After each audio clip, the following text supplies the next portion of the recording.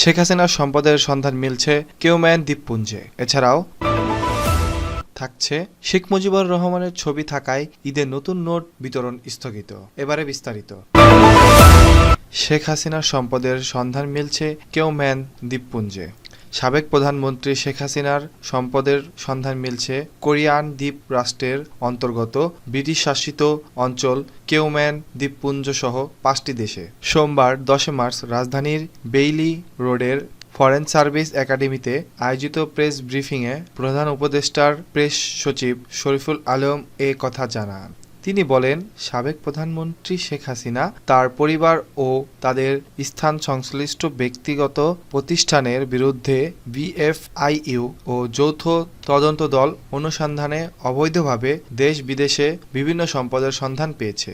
শফিকুল আলম বলেন, বিএফআইইউ ও যৌথ তদন্ত দলের অনুসন্ধানে যুক্তরাষ্ট্র, যুক্তরাজ্য, মালয়েশিয়া, সিঙ্গাপুর, হংকং এবং পশ্চিম কোরিয়ার সাগরের দ্বীপ কেইম্যান শেখ হাসিনার সম্পদের সন্ধান পাওয়া গেছে। এছাড়া মালয়েশিয়ার একটি ব্যাংকে রাশিয়ার স্ক্ল্যাশ ফান্ডের অস্তিত্ব পাওয়া গেছে। প্রধান উপদেষ্টার প্রেস সচিব বলেন, 124টি ব্যাংক অ্যাকাউন্টে 635.14 কোটি টাকা, রাজউকের 1 কোটি টাকা, 80 লাখ টাকা, দলিল মূল্যের 60 কাটা প্লান্ট ও 8 কোটি 85 লক্ষ টাকা মূল্যের 10% জমি সহ 8টি ফ্ল্যাটের সন্ধান পাওয়া গেছে। এছাড়াও প্রতারণা ও জালিয়াতির অভিযোগে মোট 6টি মামলা করা হয়। 6টি মামলায় তদন্ত সম্পাদন ও চার্জশিট দাখিল এবং পরিবারের 7 সদস্যকে বিদেশে ভ্রমণের নিষেধাজ্ঞা আরোপ করা হয়েছে জানান তিনি। তিনি আরও বলেন, বিএফআইইউ দুটি গোয়েন্দা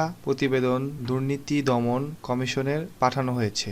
এছাড়াও 5 কোটি 15 লক্ষ টাকা সহ 11টি ব্যাংক হিসাবে ফ্রিজ করেছে। সব ব্যাংক হিসাবের তথ্য দুদককে পাঠানো হয়েছে।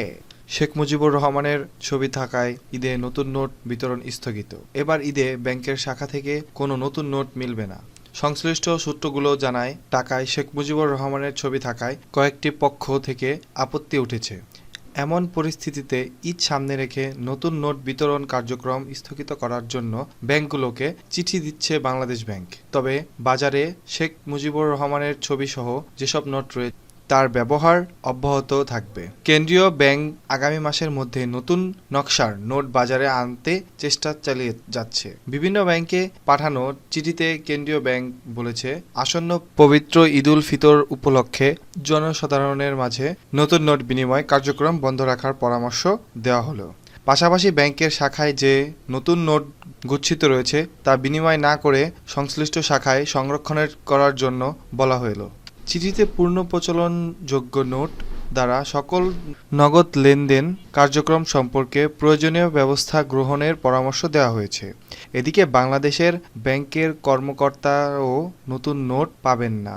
এর আগে কেন্দ্রীয় ব্যাংক বিজ্ঞপ্তিতে জানিয়েছিল, পবিত্র ঈদুল ফিতর উপলক্ষে নতুন টাকা পাওয়া যাবে 19 মার্চ থেকে। এবার 5, 20 ও 50 টাকার নতুন নোট দেওয়া হবে। নতুন নোট বিনিময় হওয়ার কথা ছিল বাংলাদেশ ব্যাংক ও কয়েকটি ব্যাংকের শাখার মাধ্যমে। 25 মার্চ পর্যন্ত জনসাধারণ ও গ্রাহকদের মধ্যে নতুন নোট বিনিময়ের পরিকল্পনা ছিল।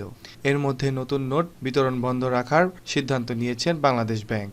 জানতে চাইলে বাংলাদেশ ব্যাংকের মুখপাত্র আরিফ হোসেন খান বলেন, এবার ঈদে নতুন নোট বিনিময় করা হবে না। তবে বাজারে যেসব নোট রয়েছে তার প্রচলন অব্যাহত থাকবে। জানা গেছে, নতুন নকশার নোট বাজারে আসবে এপ্রিল বা মে মাসে। এবার টাকার নকশা থেকে শেখ মুজিবুর রহমানের প্রতিকৃতি বাদ দেওয়া হচ্ছে। এর পরিবর্তে জুলাই বিপ্লবের গ্রাফিতি সহ বিভিন্ন স্থাপনা নতুন নোটের নকশায় স্থান পাচ্ছে। টাকা ছাপানোর সঙ্গে যুক্ত একজন কর্মকর্তা জানান, বিশ্বের মাত্র 8 থেকে 10টি কারখানা থেকে 190টি দেশে টাকা ছাপানোর কাগজ কিনে থাকে। ফলে চাইলেই হঠাৎ করে টাকার নকশা পরিবর্তন করে নতুন নোট ছাপানো যায় না। এছাড়া কালি, ডাইস সহ টাকা ছাপানো সব সরঞ্জাম বিদেশ থেকে আনতে হয়। ফলে নকশা পরিবর্তন করে নতুন নোট আনতে 2 বছর সময় প্রয়োজন। তবে পরবর্তী পরিস্থিতিতে দ্রুত সময়ে নতুন নোট আনতে উদ্যোগ নেওয়া হচ্ছে। এতে টাকার নিরাপত্তার পাশাপাশি মানও বিবেচনা রাখতে হচ্ছে।